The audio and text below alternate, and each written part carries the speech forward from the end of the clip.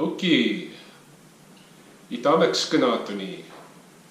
I've just finished adding another couple pages of entry into my winter Blackfoot language phrasebook, and I wanted to go through those.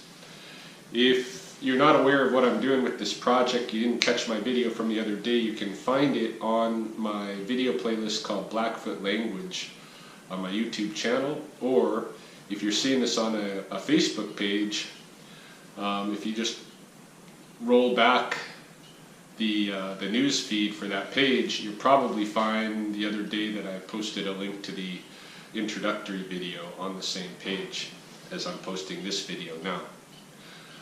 In any case, just briefly what I'm doing is I'm going to stroll through the language this winter, learning a lot of new phrases that I can say to myself on a daily basis to help me just learn the language. As a second language learner, you're going to need to do a lot of speaking to yourself, a lot of rehearsal, and then you're going to want to try it on native speakers.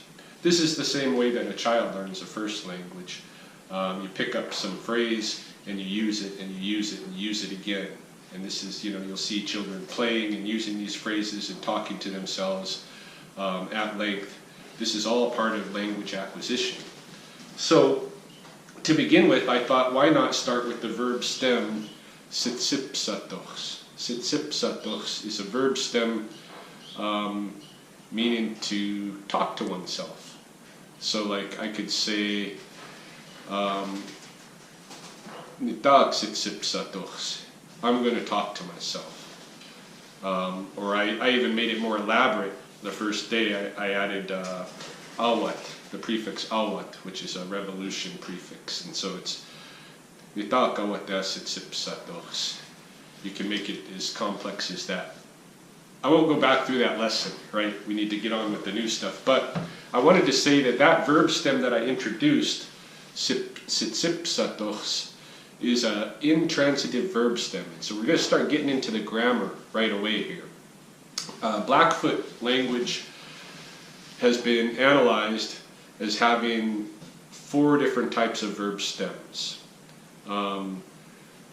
Transitive animate, transitive inanimate, intransitive animate, and intransitive inanimate.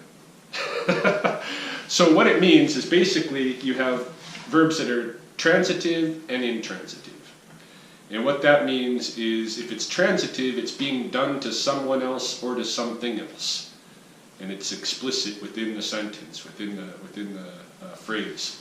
So if I say, for instance, I'm cooking breakfast in English, that's a transitive form. I'm cooking something. I'm cooking breakfast. It's explained in the sentence, so it's a transitive. But if I was just to say I'm cooking, that's intransitive because I'm not explaining that I'm cooking such and such. I'm just cooking, right? So intransitive forms aren't being done to someone else, or at least not explicitly, right? They're just being done. I'm cooking, I'm running, I'm walking, I'm talking, I'm singing, I'm laughing. You can go on and on.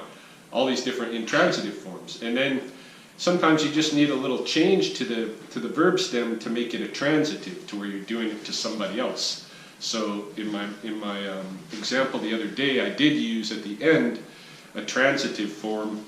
Instead of using the verb stem kitsitsipssatohsi, I took off the ohs at the end and just had sitsat, and that makes a transitive stem. So instead of talking to myself, kitsitsipssatohsi, I'd be talking to somebody else, so I could say nitaaksitsipssatohsi. I'm going to talk to him,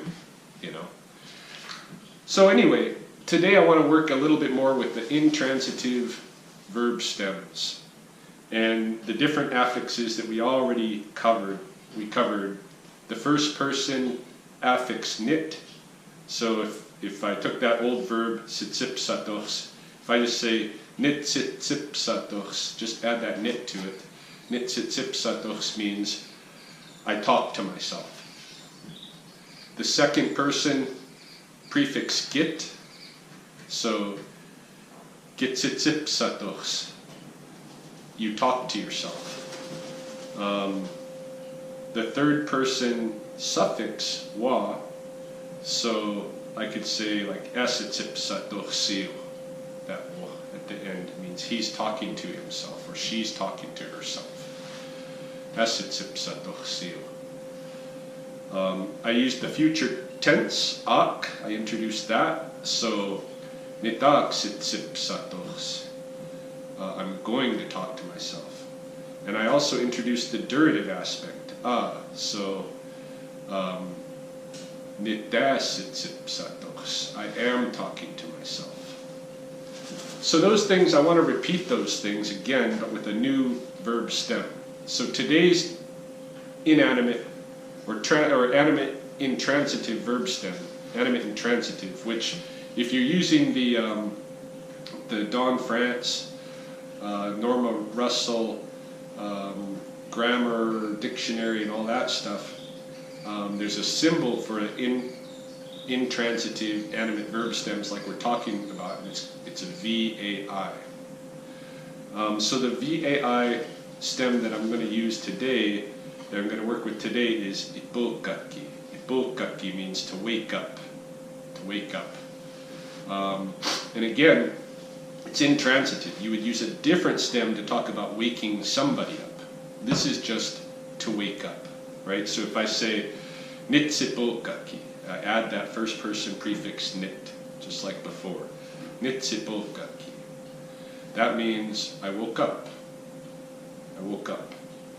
When there's no other kind of tense or aspect prefixes added to change the tense, then it's generally past tense. So Niitsi'powahsin, I woke up. You might notice that when the nit connects with the ipookaki, an S comes in between. That's called T affrication. And what happens is when you have a prefix that ends with T, like nit, and then the next part of the word that it's going to attach to starts with an I, you always add an S between them. So it always becomes TSI. So Niitsi'powahsin. Same thing would happen with kit, the second person prefix. Kitsitsipssatohsi, you woke up. If I add that future tense, ak, nitaaksitsipssatohsi, you will wake up. If I add that durative prefix, that durative prefix, and then I use the third person singular suffix wa, ipookaki, he or she is waking up. Now I'll add in now to that kind of paradigm that we're building. We have first person, second person, third person singular affixes to use with the verb stems. Let's do a third person plural as well. Third person plural, like they, is going to take one of two forms. Either you'll take the form yi, y-i, or it'll take the form yaawa, y-a-a-w-a. And it's a suffix, right?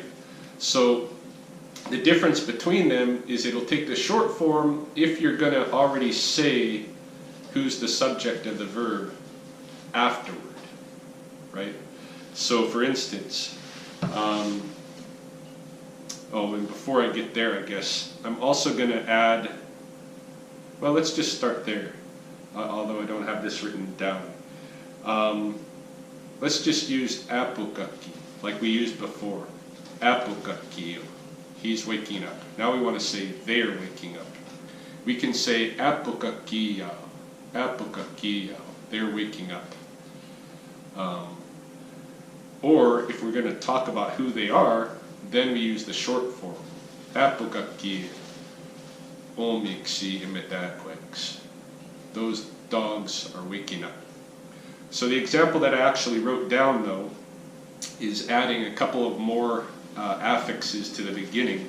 The negative aspect, which means you're not doing whatever it is, and another affix, oma, which speaks to something that's still being done or it has yet being done. So when you add them together, mat, the negative aspect, plus oma, you get matoma, matoma. And so you're going to hear matoma all the time. You're going to use it all the time, which is it's not yet happening, whatever it is that you're talking about. So if I was just to say they aren't waking up yet, or they haven't woke up yet, maatomaipookakiyaawa, maatomaipookakiyaawa. I like that long yawa at the end. Maatomaipookakiyaawa. If I'm going to use the short form, maatomaipookaki, then I've got to say who it is. Maatomaipookaki, nitaakawattaisitsipssatohsi. They haven't yet woke up, those puppies.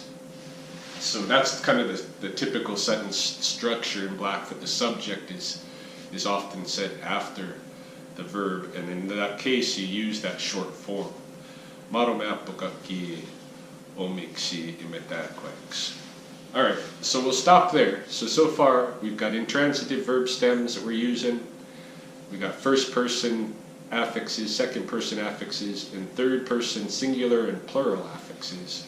We got a future tense, a durative aspect, a negative. I can go back and say, nitaaksitsipssatohsi, I'm not going to wake up.